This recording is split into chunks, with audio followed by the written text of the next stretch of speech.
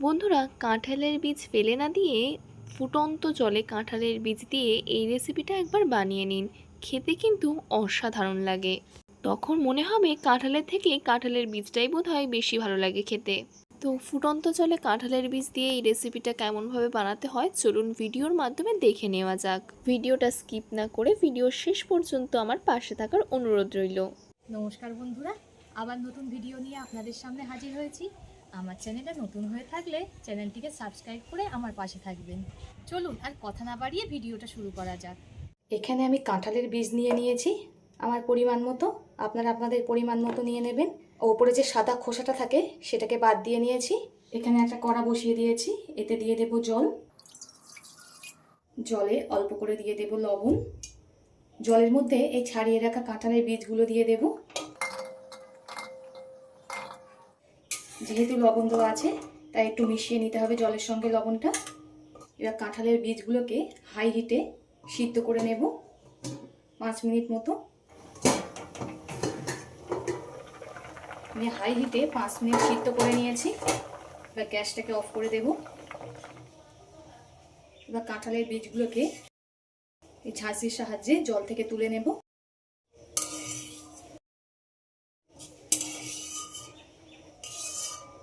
কাঁঠালের বীজের যে লাল খোলা থেকে রং উঠে দেখুন কেমন কালার হয়ে গেছে জলটা। কাঁঠালের বীজগুলোকে ঠান্ডা করে নিয়েছি। এবার উপরের এই লাল খোলাগুলোকে তুলে নেব। এই উপরের খোসাগুলোকে হালকা টান দিলেই উঠে যাবে, যেহেতু সিদ্ধ করা আছে। আমার বন্ধুরা কে কোথা থেকে দেখছেন কমেন্ট করে জানাবেন। আপনারা এত সুন্দর সুন্দর কমেন্ট করেন, আমার পড়তে ভীষণই ভালো লাগে। এভাবে পাশে থেকে সাপোর্ট করার জন্য সকলকে অসংখ্য ধন্যবাদ। আপনারা পাশে না থাকলে বন্ধুরা আমি কখনোই এগিয়ে যেতে পারতাম না। দেখুন কত সহজে উঠে যাচ্ছে। আর এই খোসাগুলোকে যদি আমি প্রথমেই তুলতাম খুব অসুবিধা হতো। সিদ্ধ করার পরে তুলছি বলে খুব তাড়াতাড়ি হয়ে যাচ্ছে। কাঁঠালের বীজের এই রেসিপিটা একবার হলেও বন্ধুরা ট্রাই করবেন। ছোট থেকে বড় সকলেরই খুবই পছন্দ হয়। গরম ভাতের সঙ্গে এমন একটা রেসিপি থাকলে আর কিছুই লাগবে না। এভাবে সব খোসাগুলোকে ছাড়িয়ে নেব। উপরের লাল খোসাগুলোকে ছাড়িয়ে নিয়েছি।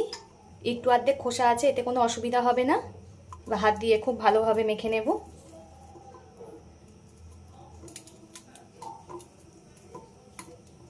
ভর্তাটা কিন্তু আমি খুব ভালোভাবে মেখে দিয়েছি। ভর্তাটা কিন্তু আমার মাখা হয়ে গেছে। একটু দানা দানা রেখেছি, খাওয়ার সময় গালে পড়লে খুবই ভালো লাগবে খেতে।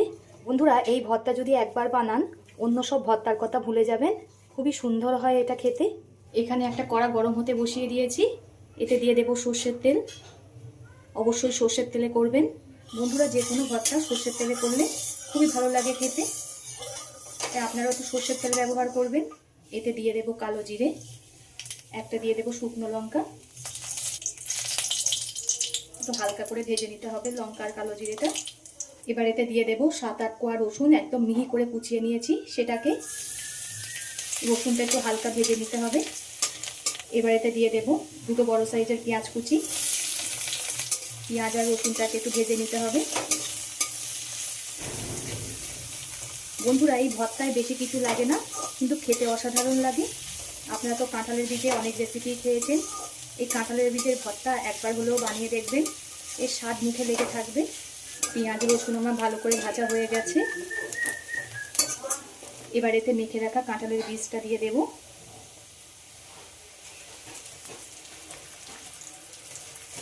বন্ধুরা জানেন তো কাঁঠালের থেকে কাঁঠালের বীজটা বেশি ভালো লাগে খেতে।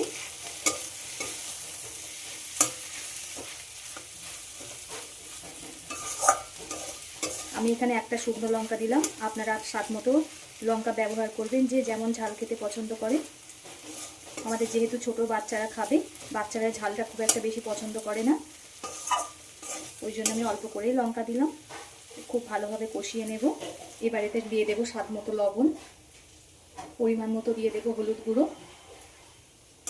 লবণ আর হলুদ খুব ভালোভাবে মিশিয়ে নিতে হবে। গরম ভাতে দারুণ লাগে বন্ধুরা এটা খেতে। একবার হলেও ট্রাই করে কমেন্ট করে জানাবেন আপনাদের কেমন লেগেছে। আর কাঁঠালের বীজের কিন্তু অনেক উপকার আছে, তাই কাঁঠালের বীজ আর ফেলে দেবেন না। এই রেসিপি ট্রাই করে দেখবেন। দেখেছেন তো এই ভর্তাটা কত সহজ বানানো। ভাত রুটি যে কোনো কিছু দিয়ে খুবই ভালো লাগে কিন্তু খেতে। আমার হয়ে গেছে। এতে দিয়ে দেবো ছোট চামচের মাপ করে 1 চামচ সর্ষের তেল। এবার গ্যাসটাকে অফ করে দেব। আশা করি সিম্পলভাবে তৈরি করা কাঁঠালের বীজের ভর্তাটা আপনাদের সকলেরই ভালো লেগেছে। কার কেমন লেগেছে কমেন্ট করে জানাবেন। আপনাদের কমেন্টের আশায় থাকবো।